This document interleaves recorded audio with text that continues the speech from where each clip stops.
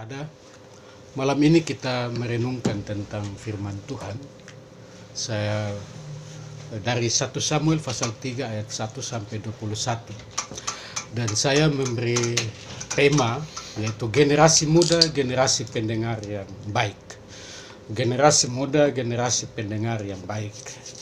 Atau kalau mau bikin lebih umum, ya, orang Kristen menjadi pendengar yang baik. Ya. Saudara-saudara sekalian,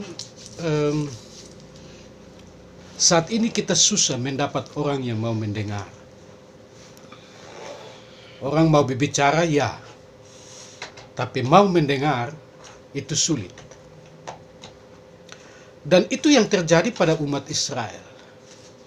Pada saat itu mereka sibuk dengan urusan pribadi, mereka sibuk dengan kepentingan-kepentingan pribadi, mereka sibuk dengan berbicara, dan sibuk dengan urusan-urusan yang bukan urusan Tuhan. Masing-masing cuek dengan keadaannya pada saat itu. Sehingga di dalam ayat 1 dikatakan bahwa pada saat itu firman Tuhan jarang dan penglihatan pun tidak sering. Mengapa? Karena memang mau dibilang Tuhan mogok bicara karena memang umat Israel cuek, tidak mau mendengar lagi, ya, firman Tuhan. Dalam situasi seperti itu, Allah ingin menghadirkan satu generasi yang mau mendengar. Ya. Menghadirkan satu generasi yang menyiapkan telinganya, memberikan telinganya untuk mendengarkan suara Allah. Ya. Dan generasi yang disiapkan itu adalah Samuel. Ya. Kenapa bukan anak-anak Eli yang adalah anak-anak pendeta, anak-anak imam, ya, Hofni dan Pinehas? Karena mereka sendiri, anak ini, dua orang ini juga tidak mau mendengar, nasihat orang tua, tidak mau mendengar usulan-usulan dari umat, ya, tidak mau menerima kritik dan evaluasi dari orang lain atas kejahatan yang mereka lakukan. Jadi ada generasi tidak mendengar pada saat itu. Generasi Hofni dan Pinehas termasuk umat Israel. Mereka sendiri tidak mau dinasihati oleh orang lain. Dalam situasi seperti itu, Allah ingin menghadirkan satu generasi yang mau mendengar suara Tuhan, mau mendengar orang lain. Dan itu adalah Samuel. Kalau kita baca di ayat 9, kata mendengar itu muncul di ayat 9, ya, 10 dan 11. Ya. Pertama kali, 3 kali, ya, Tuhan memanggil Samuel. Ya. Panggilan pertama Samuel tidak panggilan pertama itu dia berpikir bahwa yang memanggil adalah Eli. Imam Eli. Dia pergi, dia bilang, "Bapak Eli panggil saya?" Bapak Eli bilang, "Tidak, saya tidak panggil." Kedua, dia pergi tidur lagi. Kedua, dipanggil lagi nama Samuel, ya. Dia bangun dan dia berpikir bahwa itu panggilan dari Imam Eli. Dia pergi. "Bapak panggil saya? Bapak Eli panggil saya?" Bapak Eli bilang, "Tidak." Lalu Bapak Eli tersadar bahwa kemungkinan besar itu adalah panggilan Tuhan. Ya. Ya.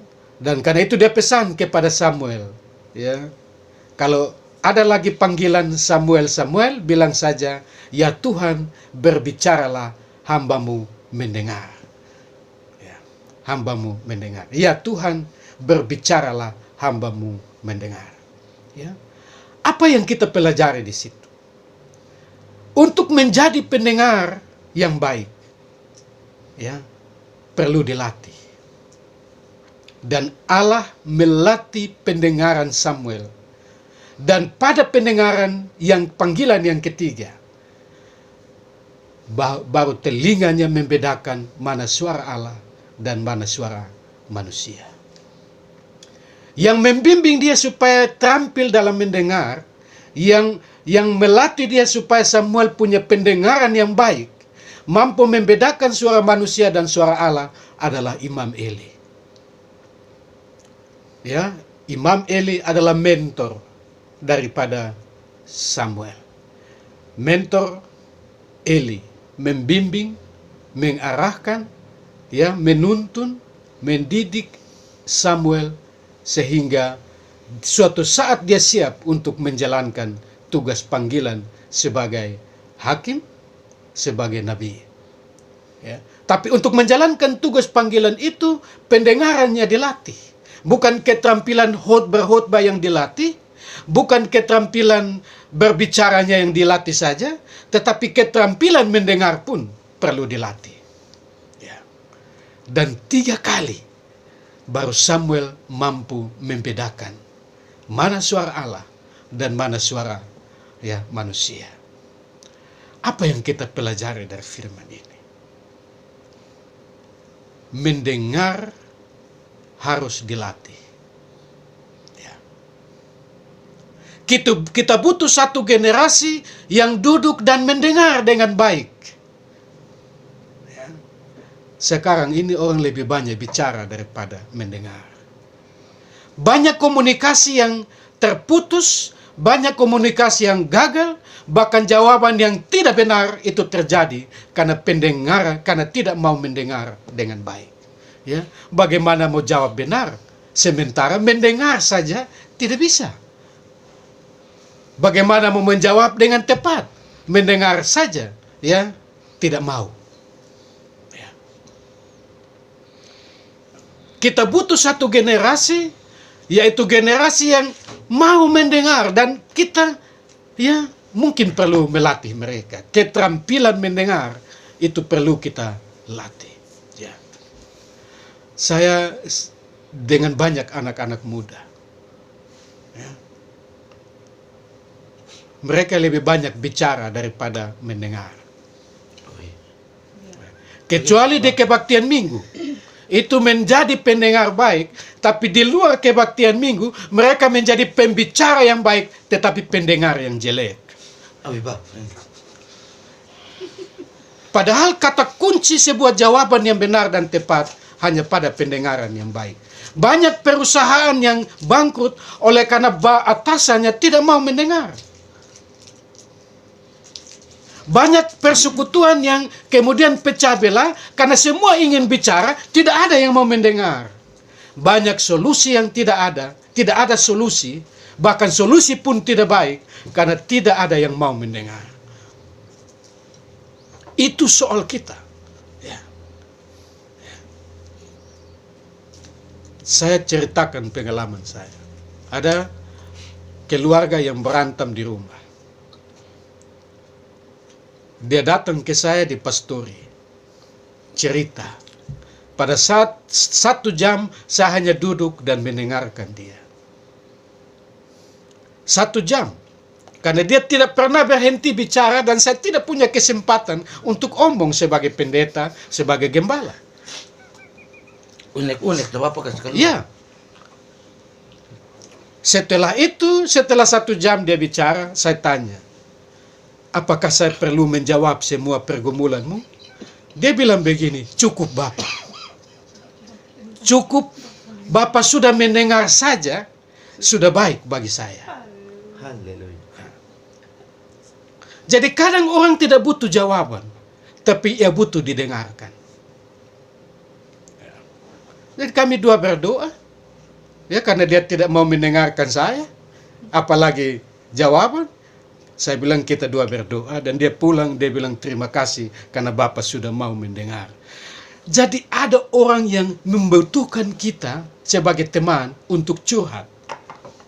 Dan pada saat dia curhat, pasang telinga, sediakan hati, sediakan mimik untuk mendengar dia dengan baik. Sebab mendengar itu dengan baik, 50% jawaban terhadap persoalan. Banyak orang yang tidak butuh solusi dari kita. Dia hanya butuh didengar.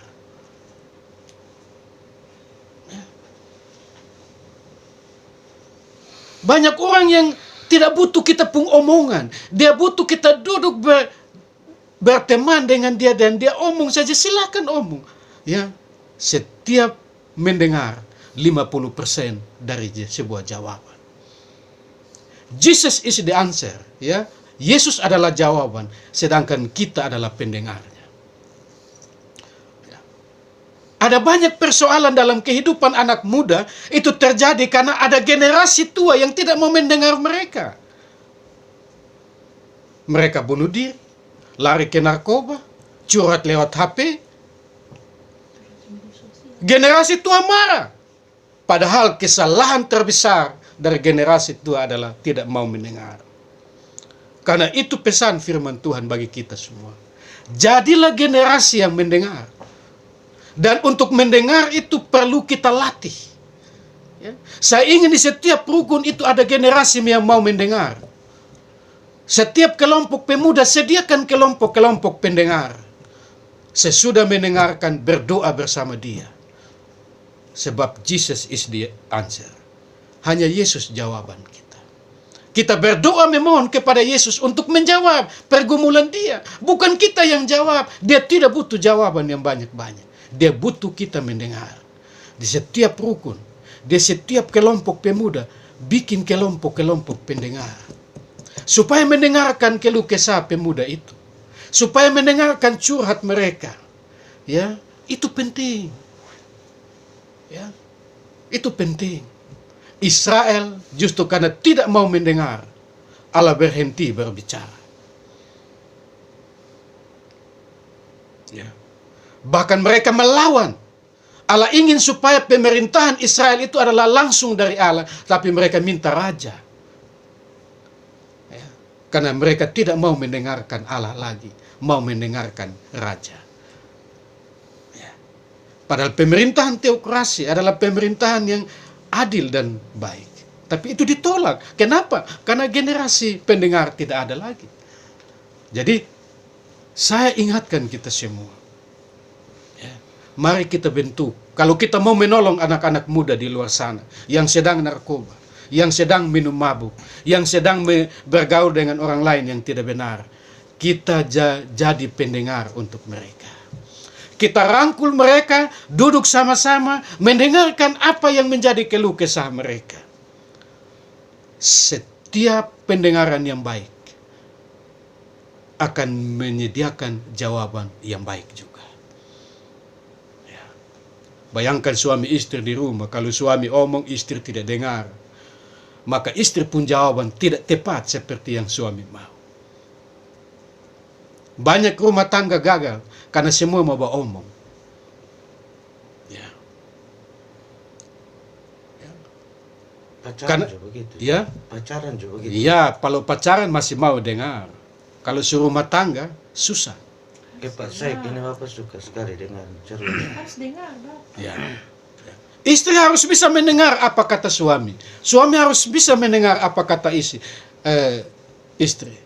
Dengan begitu komunikasinya menjadi efektif.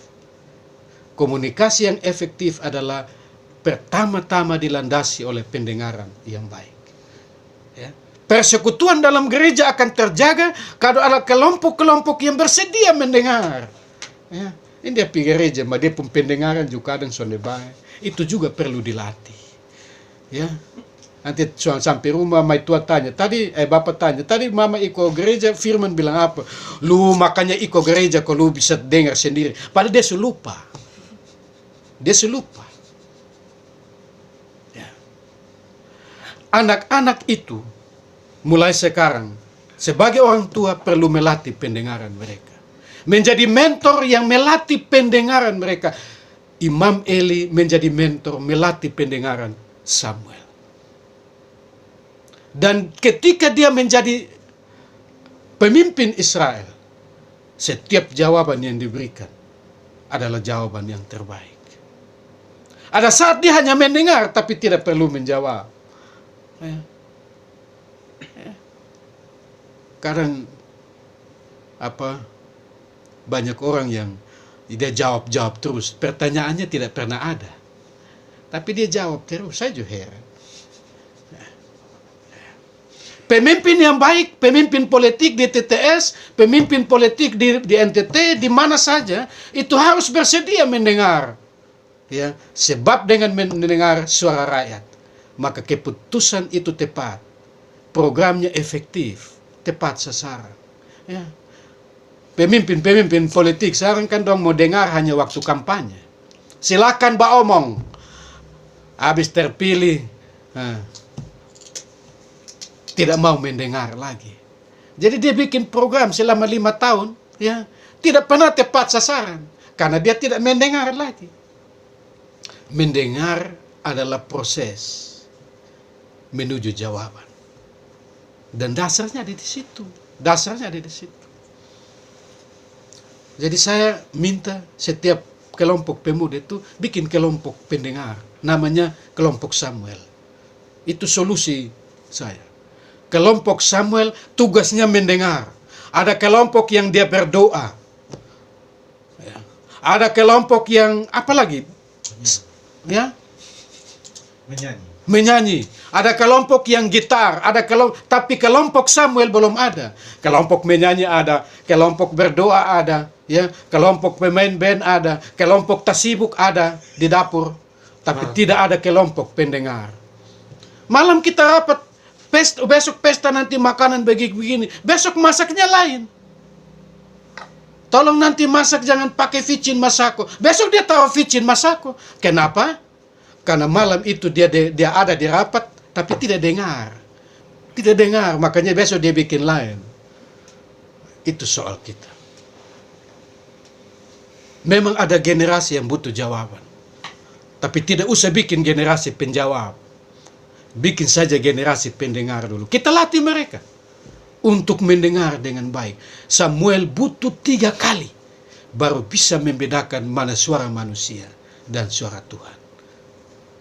3 kali. 3 tahap. Ya. Karena itu anak-anak sekarang mesti dilatih, bukan latih berbicara saja, tapi latih mendengar. Ya. Mendengar omongan mama, mendengar omongan papa. Tapi juga papa dan mama juga harus berlatih mendengar anak-anak. Ya. Kadang bapak dan mama kuasai pembicaraan, terakhir dong bingung sendiri. Ya. Itu soal kita. Saya kira itu firman Tuhan yang disampaikan kepada kita semua. Semoga Tuhan memberkati kita.